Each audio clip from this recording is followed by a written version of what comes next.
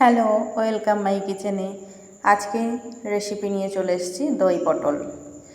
এর জন্য আমি নিয়ে নিয়েছি কয়েকটা পটল, ভালো করে খোসা ছাড়িয়ে মাঝখানে হালকা হালকা করে ছিঁড়ে নেব, যাতে এর ভিতরে মশলাটা ভালো করে ঢোকে। তো পটলগুলোকে ছাড়িয়ে নিয়ে ভালো করে ধুয়ে নিয়েছি। দিয়ে দেবো সামান্য নুন আর পরিমাণ মতো হলুদ দিয়ে মেখে রেখে দেবো।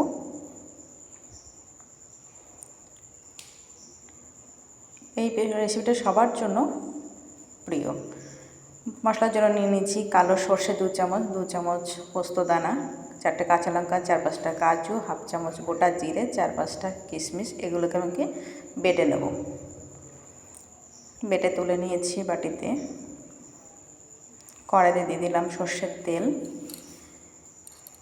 নুন হলুদ মাখিয়ে রাখা পটলগুলোকে আমি এক এক করে কড়াইতে দিয়ে উল্টে পাল্টে ভালো করে ভেজে নেব।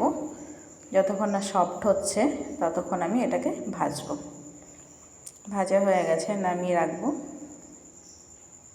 কড়াইতে আর তেল দেবো না, ওই তেলের মধ্যেই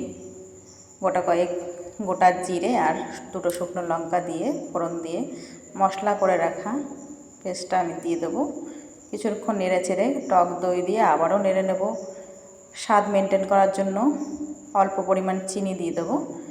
নেড়ে চেড়ে এর মধ্যে ভেজে রাখা পটলগুলোকে ছেড়ে দেবো। পটলগুলো দিয়ে আবারও নেড়ে চেড়ে আমি ভালো করে পটলগুলো কষিয়ে নেব। এরপরে সামান্য জল দিয়ে কিছুক্ষণ ফুটিয়ে নেব। ফুটে উঠলে এর মধ্যে দিয়ে দেবো অল্প পরিমাণ ঘি আর গরম মশলা দিয়ে নামিয়ে নেব। দেখো প্রত্যেকটা পটলটা রসালো হয়েছে, খেতেও দারুণ স্বাদ। আবারও দেখা হবে।